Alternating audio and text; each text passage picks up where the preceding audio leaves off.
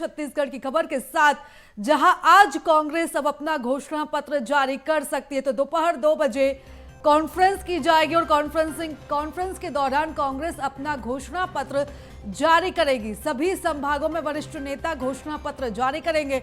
इधर मुख्यमंत्री भूपेश बघेल राजनांदगांव में घोषणा पत्र कांग्रेस का जारी करेंगे, तो कांग्रेस प्रदेश प्रभारी कुमारी शैलजा रायपुर में घोषणा पत्र जारी करेंगी।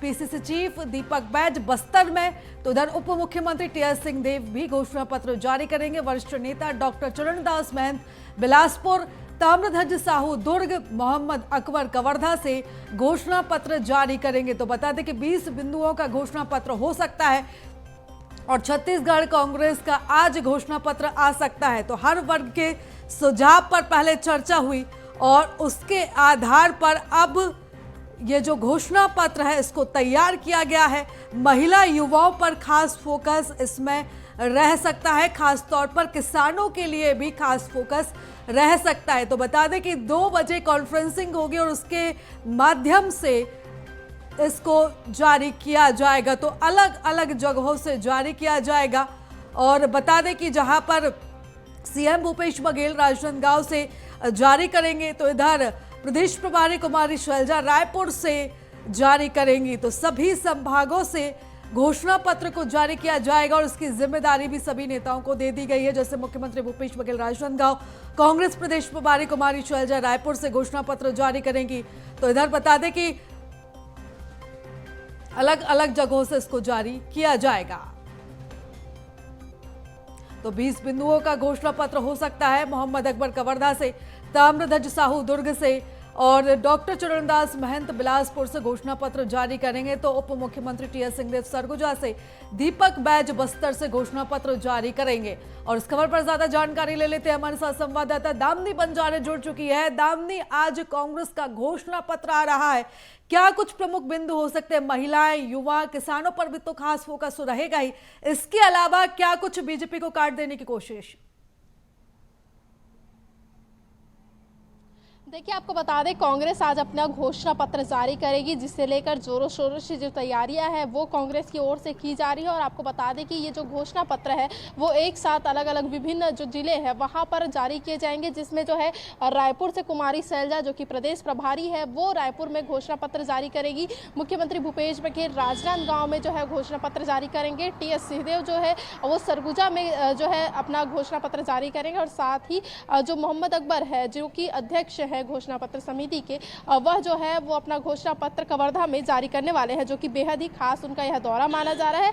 और आपको बता दें कि कवर्धा में जब यह घोषणा पत्र और तमाम जगहों पे जब घोषणा पत्र जारी किया जाएगा तो कहीं ना कहीं इस दौरान जो है कांग्रेस जो है बीजेपी के घोषणा पत्र पर जो है कहीं ना कहीं कई ऐसे तंज है वो कसते नजर आ सकती है। और कई कॉपी, जैसे बीते दिनों ही हमने देखा था कि घोषणा पत्र पे जो एक तरह से कॉपी का आरोप भाजपा के ऊपर लगते आया है। और कहीं ना कहीं ये भी कहा जा रहा है कि इस बार की जो घोषणा पत्र होगी वो बेहद ही खास होगी, साधने वाली होगी। और आपको बता दें कि लगभग 20 बिंदुओं पे यह घोषणा पत्र हो सकती है, ये संभावनाएं जताई जा रही है, क्योंकि कांग्रेस की ओर से 17 बिंदुओं पे जो घोषणा है पहले ही बीते दिनों कर दी जा चुकी है, जिसमें से गैस सिलेंडर के दाम से लेकर महिलाओं के लिए सुरक्षा से लेकर जो तमाम घोषणा है वो की गई है। और सबसे बड़ी इस घोषणा जो पत्र है उसमें सबसे बड़ी बिंदु ये है कि इस बार भी किसानों की ऋण माफी जो है वो की जाएगी। और ये भी कहा जा रहा है कि इस वर्ष का जो घोषणा पत्र है वो सभी वर्गों को साधने वाला साबित होगी, ताकि आगामी दिनों में जो चुनाव होने हैं उस पर इसका असर पड़े और कांग्रेस की एक बार फिर से जो वापसी है वो की जा सके। बिल्कुल दामिनी, और जब घोषणा पत्र को तैयार किया जा रहा था तो हर वर्ग के बीच कांग्रेस पहुंची थी और सभी के सुझाव लिए गए थे।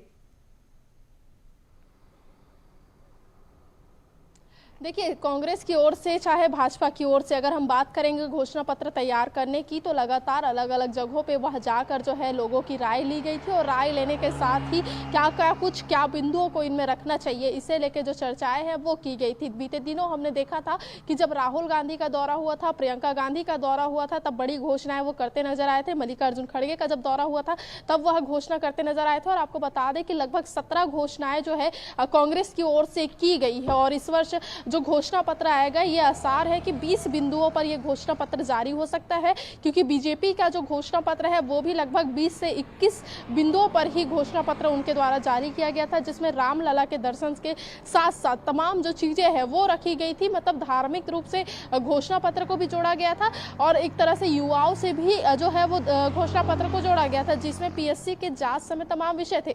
तो यही प्रक्रिया जो है वो कांग्रेस में देखने को मिलेगी, जहां पर कांग्रेस की जो घोषणा पत्र है उसमें किसानों की ऋण माफी से लेके महिलाओं के लिए रोजगार से लेके जो तमाम विषय है वो इस घोषणा पत्र में रह सकते हैं। बड़ी घोषणाएं इस दौरान की जा सकती है और कहा जा रहा है कि इस वर्ष की घोषणा पत्र ही इस बार चुनावी जो एक तरह से मैप है या तस्वीर है उसको साफ करेगी कि किसकी जीत जो है इस वर्ष के चुनाव में हो रही है।